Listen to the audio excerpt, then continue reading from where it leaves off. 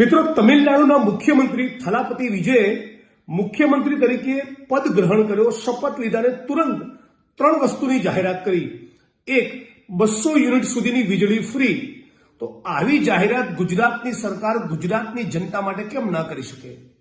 સવાલ નંબર 2, મુખ્યમંત્રી તમિલનાડુ થલાપતિ વિજયે બીજી પણ જાહેરાત કરી કે સ્પેશિયલ ટાસ્ક ફોર્સની રચના કરવામાં આવશે ડ્રગ્સના દૂષણને ખતમ કરવા. આપણા ગુજરાતના દરિયાકાંઠે 72,000 કરોડનું ડ્રગ્સ પકડાયું, અદાણીના પોર્ટ પરથી ડ્રગ્સ પકડાયું, ટોટલ 1.5 લાખ કરોડની આસપાસનું ડ્રગ્સ પકડાયું. છતાં આ ડ્રગ્સનો ઓર્ડર કોણ કરે છે, આનો મુખ્ય સૂત્રધાર અને માફિયા કોણ છે, આની જાણકારી મેળવવા માટે રાજ્યની સરકાર ગુજરાતમાં શું ટાસ્ક ફોર્સની રચના ન કરી શકે? અને મહિલાઓની સુરક્ષા માટે પણ તમિલનાડુના મુખ્યમંત્રી થલાપતિ વિજયે મહિલા ટાસ્ક ફોર્સની પણ રચના કરી. ગુજરાતમાં આવી રચના કેમ નથી થતી? ગુજરાતીઓ જાગો, ગુજરાત ડિઝર્વ્સ બેટર. આ ભારતીય જનતા પાર્ટીનો કાટમાળ બહુ માથે લઈને ફર્યા, હવે આમાંથી મુક્ત બનો.